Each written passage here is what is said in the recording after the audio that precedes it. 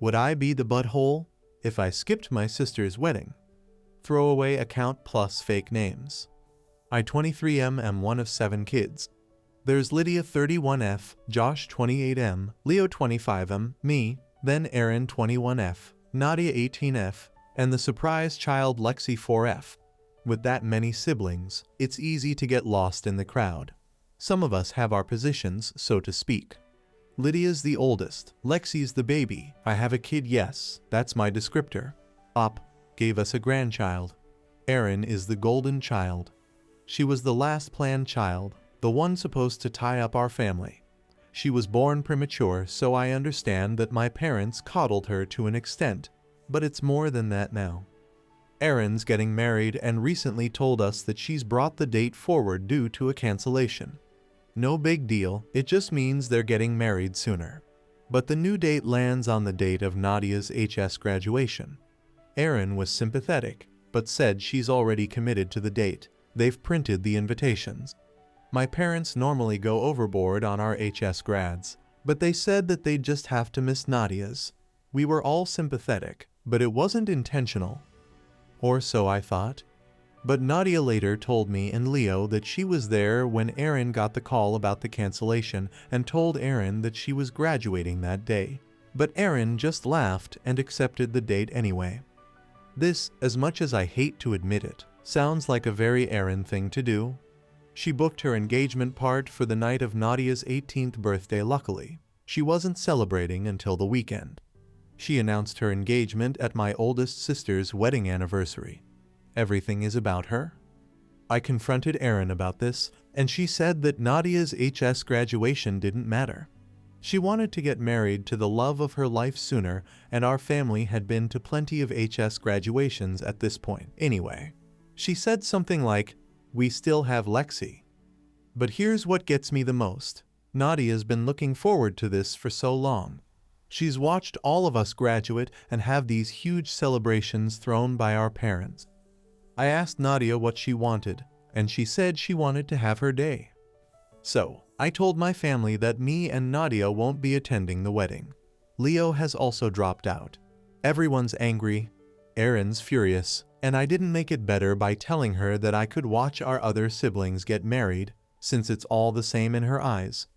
Mom's trying to convince me to come to the wedding because graduation isn't as important, but I feel like if I don't do this, then it sets a precedent in Nadia's life that she's always going to mean less than Erin. I've had messages calling me an butthole, an idiot, etc.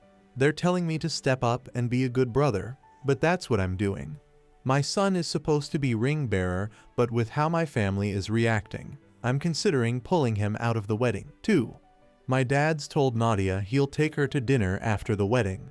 Nadia's currently staying with me because mom won't stop cornering her. Am I the butthole? Update 1.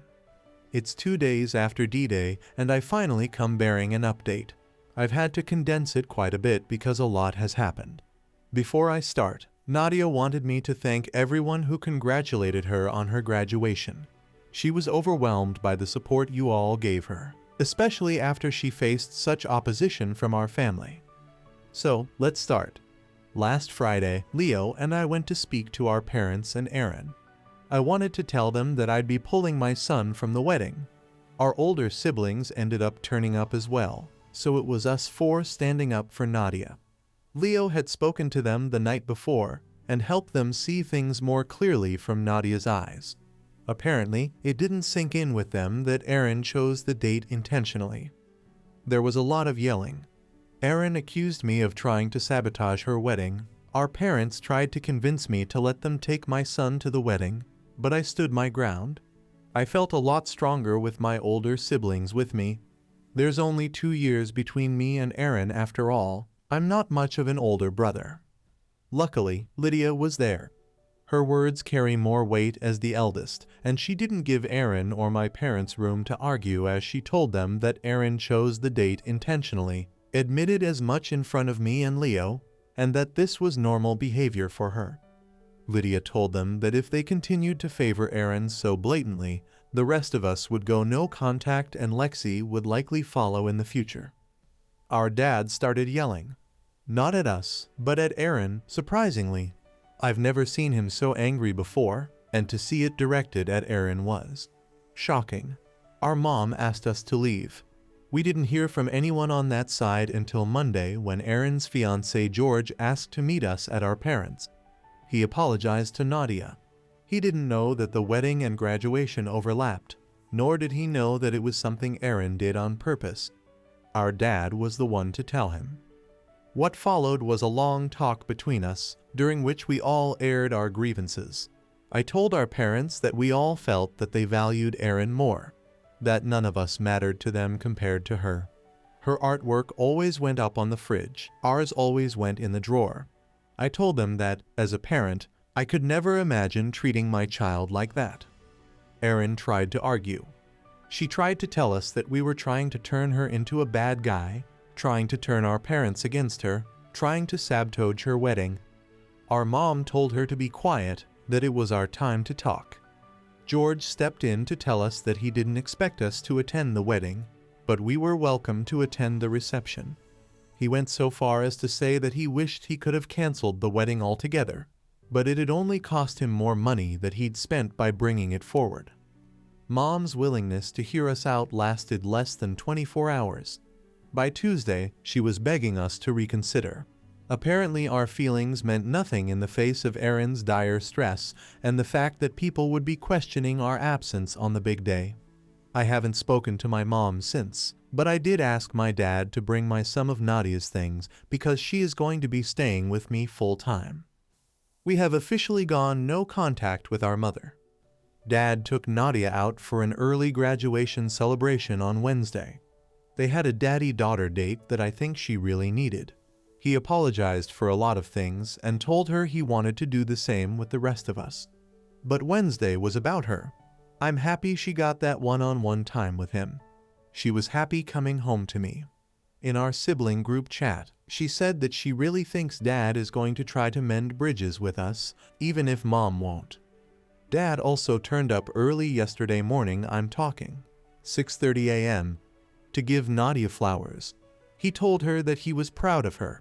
George even called while he was getting ready for his big day to congratulate Nadia, which I really appreciated. We didn't hear from Mom or Erin. Our paternal grandma ended up coming to the graduation with us. It was a great day, like a really great day. We didn't think about the wedding, didn't think about Erin. We just had fun together. My son got to wear his aunt's cap and gown and nearly drowned in the fabric. Our grandma tried on the cap, too. We took photos and sent them to our dad, who posted them in a Facebook post. He wrote to congratulate both Erin on her wedding and Nadia on her graduation, and we laughed about how it must have pissed off our newly wedded sister. We went out for dinner, and we, as siblings, gifted Nadia money for a week away with her best friend, which somebody suggested in a comment on the initial post. I texted George my congratulations. Despite everything, I do hope he and Erin are happy together. While she might not love us, I don't doubt that Erin loves him. Yes, she wants her spotlight and her moment, but I don't think she's marrying him just for that. Bringing the wedding forward. Sure, that's a hugely malicious tactic to bring herself more attention. Marrying him for the sake of having a wedding. She isn't that type of narcissist. As of right now, I plan on staying no contact with my mom unless she makes some big changes. This is a sentiment shared not only by the majority of my siblings, but is also encouraged by our dad and grandma. She's tried reaching out to me and my partner, mostly berating us for not attending the wedding and accusing us of planning to keep her grandchild away from her. At the moment, our summer looks busy. We're planning on filling it with as many family outings as possible before Nadia leaves for college. We've also got Josh's 29th birthday to plan. Our dad's even joining in. This might cause a bigger rift between him and Mom, but for now, at least, it looks like we're his priority. Lydia's threat really did something to him. Thanks everyone who left comments on the original post. I know they really cheered Nadia up when she was worrying about whether or not she was doing the right thing by choosing herself. Part of me wishes we could have taken this stand earlier, but it took us a while to find our voices. Looking into the future, I do see 2 empty spaces at my own wedding, but I also see 5 siblings cheering me on. I'm happy with that. Update 2. It's been about 5 months since I've last posted, and I've had some requests for an update, so I figured I'd sit down and write one up. Bear in mind, a lot can happen in 5 months, and that's definitely true for this. Let me start off with July. Erin and George went on their honeymoon, and their absence sent our mom into a frenzy. She wasn't used to having no one around. Someone was always visiting. Mostly Erin, but the rest of us would visit out of obligation and to see Nadia and Lexie. With Erin on her honeymoon and the rest of us NC, Mom had no visitors and she really didn't like that.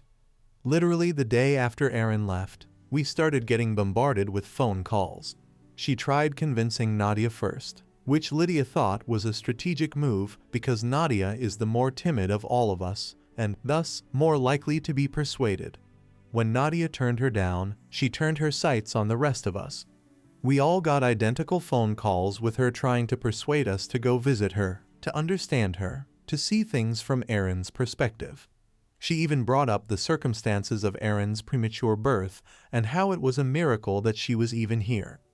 Josh told her to do better with Lexie. Lydia blocked her number. When the phone calls didn't work, she started turning up at our homes. She continued spewing much of the same crap she had over the phone and before the wedding. She didn't understand what she'd done so wrong, why we were treating her like this.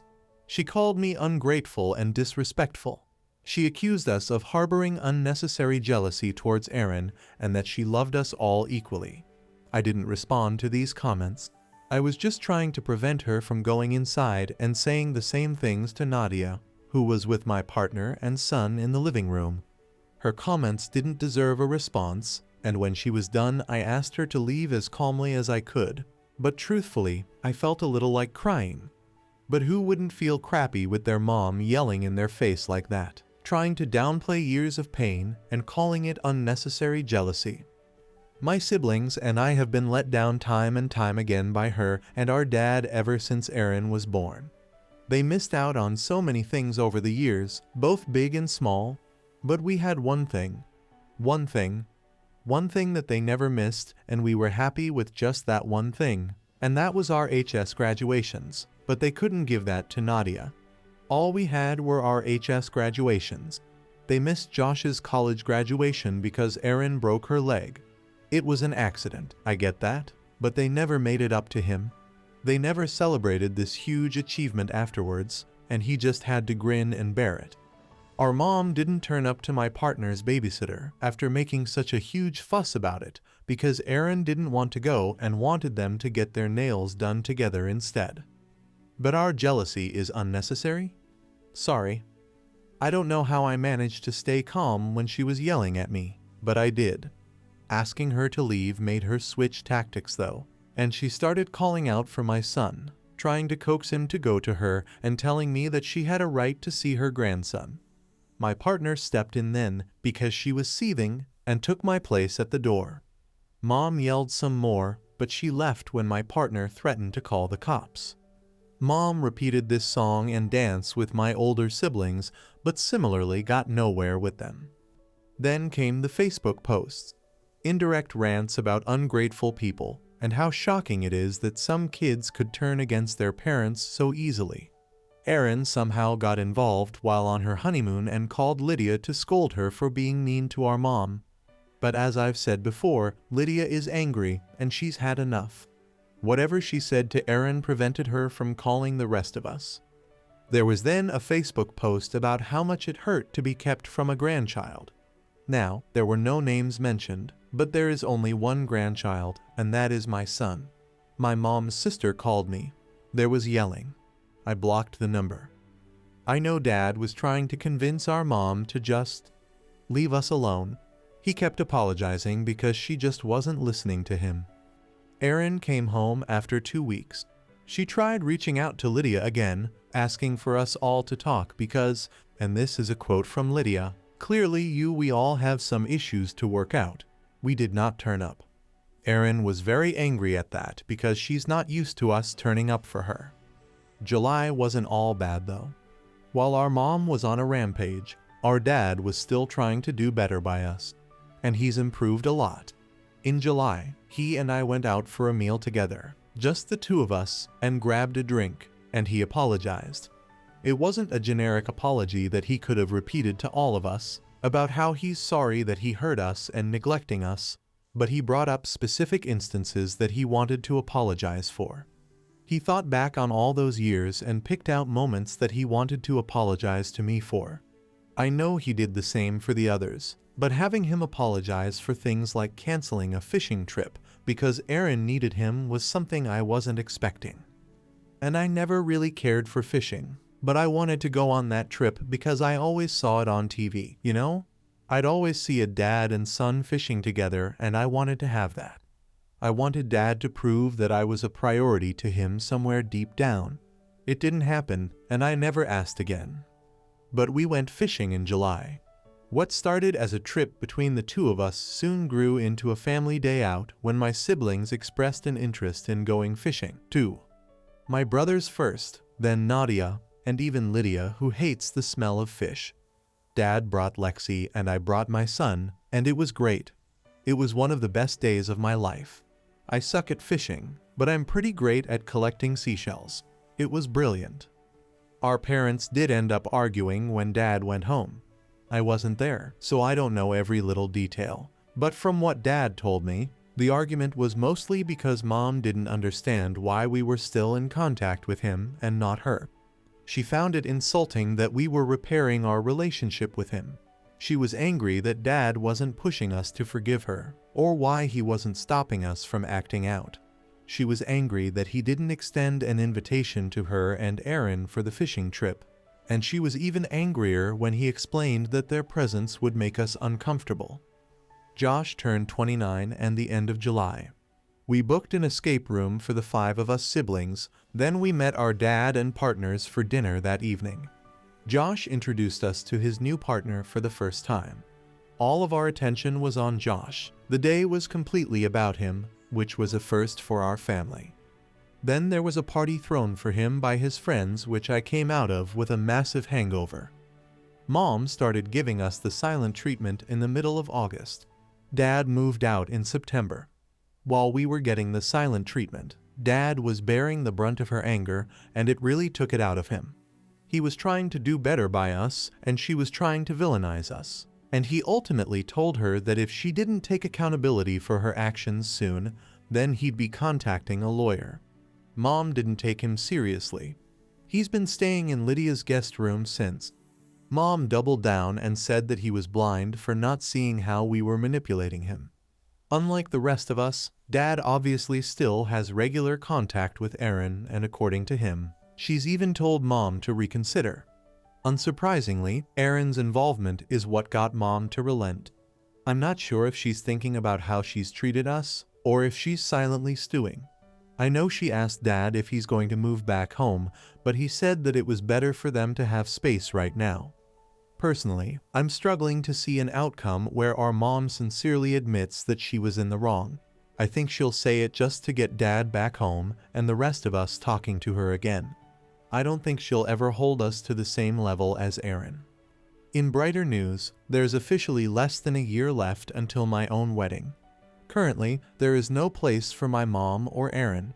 My partner Jade and I are having our fathers wear ties that match me and my groomsmen, something I originally didn't plan to do, but I'm happy with the change. Nadia's settled in at college. She's made some new friends with kids in her classes, and she's enjoying. She's happy. Even though we have an active group chat, she FaceTimes me every few days just to talk. Most of what she says I've already read in the GC, but I'm always willing to listen to her stories again. Nadia never used to talk this much. She looks a lot happier now than she did 5 months ago. I think that's everything. I'm sorry for the novel, but like I said, a lot can happen in 5 months. Update 3. So, it's been about 7 months since my last update, and I thought one was well overdue. I actually intended on sitting down and writing one out a few months ago, but life got in the way. A lot has happened, most of it good, some of it not. I'm sure you can guess what or who the reason for the not good moments were. Mom was silent through Lydia's birthday in October, but made a huge song and dance for Erin's in November. None of us make it a habit to check her social media accounts, and honestly we'd have blocked her if it weren't for Lexie. But Leo sent a screenshot in the group chat about a post she'd made. The post essentially painted Erin as the perfect child, her precious angel, and said how she'd always be proud of her. She didn't even mention Lydia on her page at all during her birthday, but I can't say I'm surprised. Thanksgiving was different, but fun. We all drove out to our paternal grandparents' place a few hours away to spend it with them. Technically, it was supposed to be an in-law year, since Jade and I tend to switch who we spend it with so that neither one of our families were being left out. But she suggested we switch it up this year so that I could be with my siblings on the first big holiday since the fallout. My in-laws are great people and have been really supportive throughout all of this, and I'm really grateful for them, too. Mom didn't reach out to us on the day, but I could tell she was fuming. It didn't help that she was being asked questions after Lydia posted a Thanksgiving Day photo that didn't include her or Erin. In December, she started a group chat with all of us and Dad essentially telling us it was time to stop this petty drama and focus on family. But none of us are stupid. We all know she wanted to show off her picture-perfect family over Christmas. And how could she do that when all but 2 of her children can't stand to be near her? Erin was in the group, but didn't speak up, which was odd for her. But none of us really thought much of it at the time. Dad said he'd swing by to see Lexie, but he had no interest in spending Christmas with her until she was ready to admit to the pain they'd caused us. A week later, my birthday also went ignored by her, but that was fine. It only proved that she had no intention of admitting she was the bad guy. She got more desperate as Christmas drew closer. The messages and phone calls started up again, but I could ignore those for the most part. What I couldn't ignore was coming home from work to find her on my doorstep. She told me she'd been waiting for ages, like I was expecting her visit and had done it intentionally. Which, honestly, I probably would have given the state of our relationship. I'm just grateful my family wasn't home. Jade was on her way back from work herself, and our son with her parents. I didn't want to invite her inside, but honestly, given how desperate she looked, I also didn't want to deal with her where my neighbors could see. This woman told me that Christmas was about family and forgiveness. She told me I was taking it too far by keeping her grandson away from her, and how confused he must be without her. She said it like I was using my son to punish her. I told her it was better this way, because we all knew what happened if Erin had a child someday. My son would be pushed to the side like the rest of us were, and I didn't want that for him.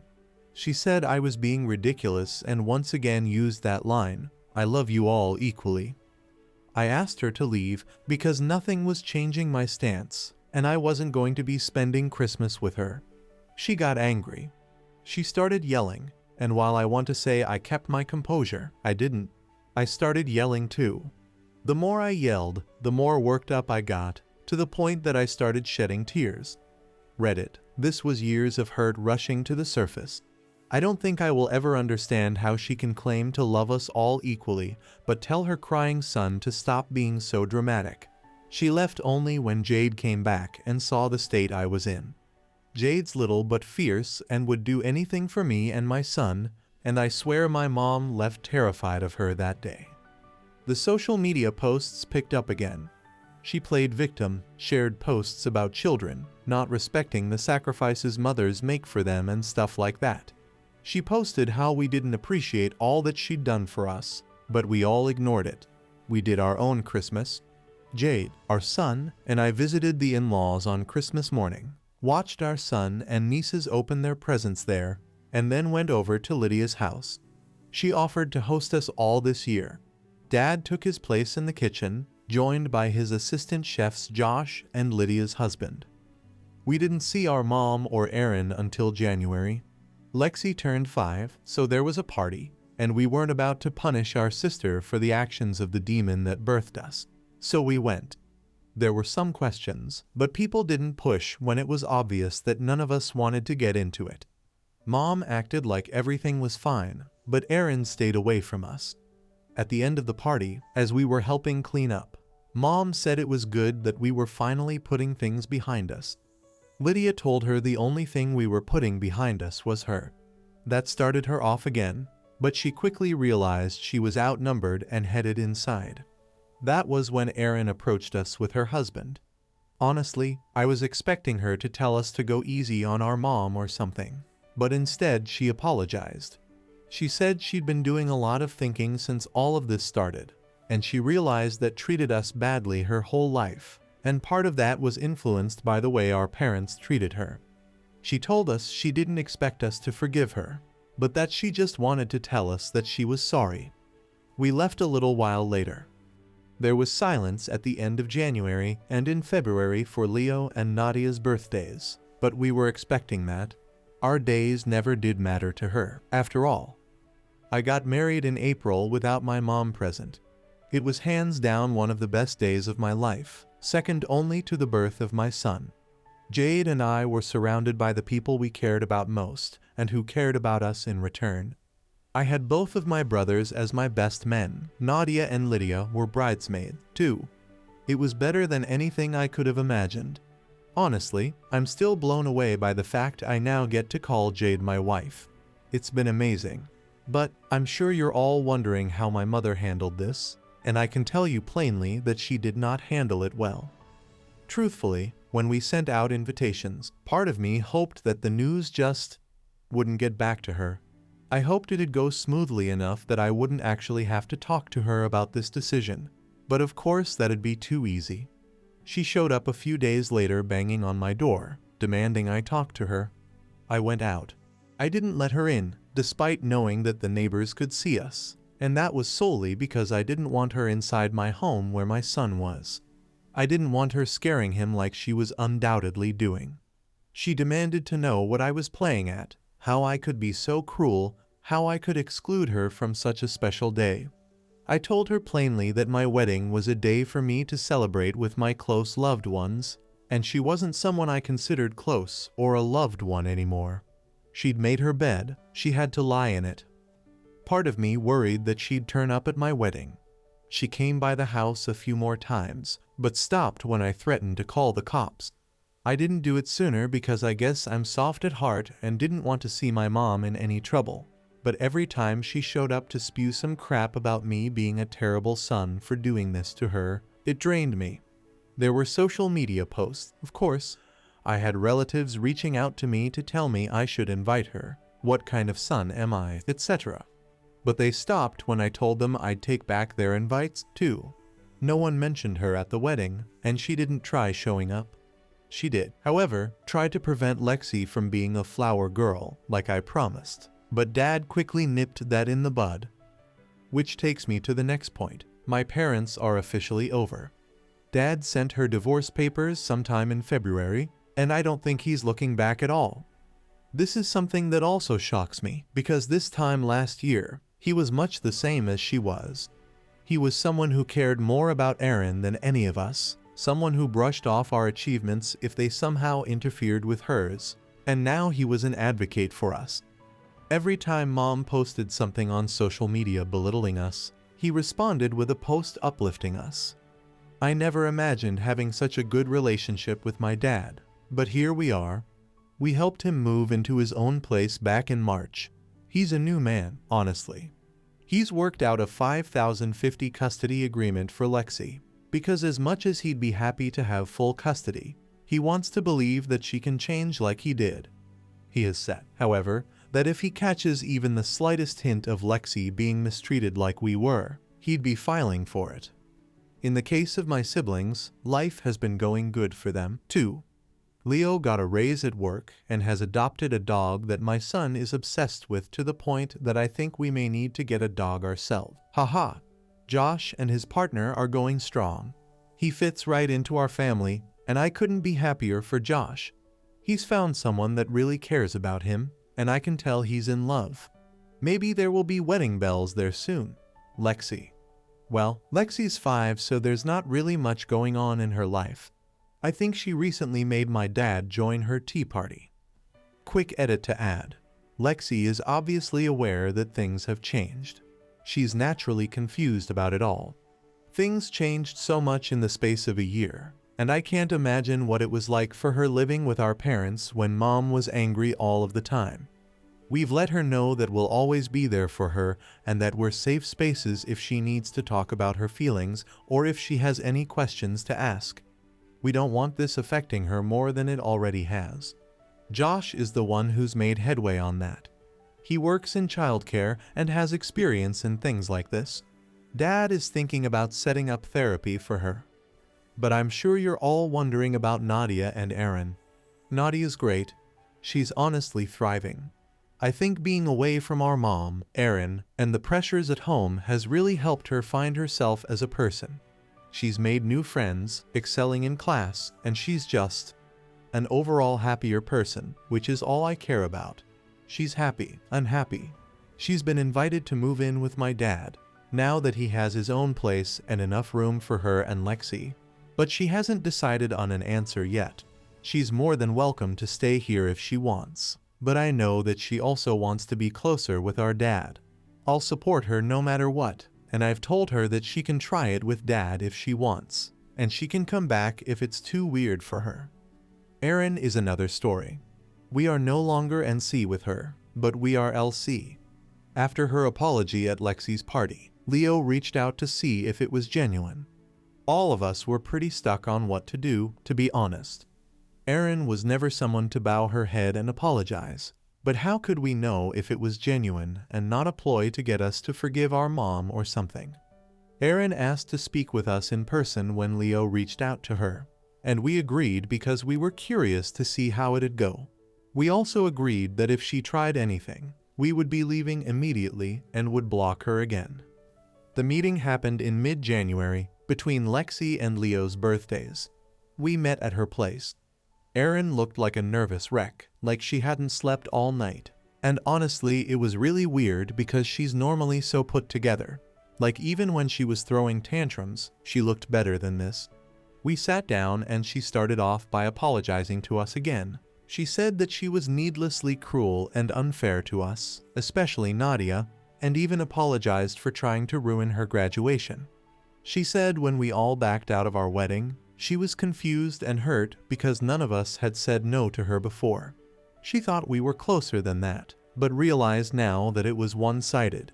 She thought we were close, and we just wanted to be as far away from her as possible. We asked our questions, and she answered every one. Why did you think we were close? Because she'd been acting this way since childhood, partially encouraged by our parents' treatment of us vs her, and assumed that since none of us said anything about it, we were fine with it. Did you ever feel sorry? She didn't, before this whole fiasco. It was normal for her to be the center of attention.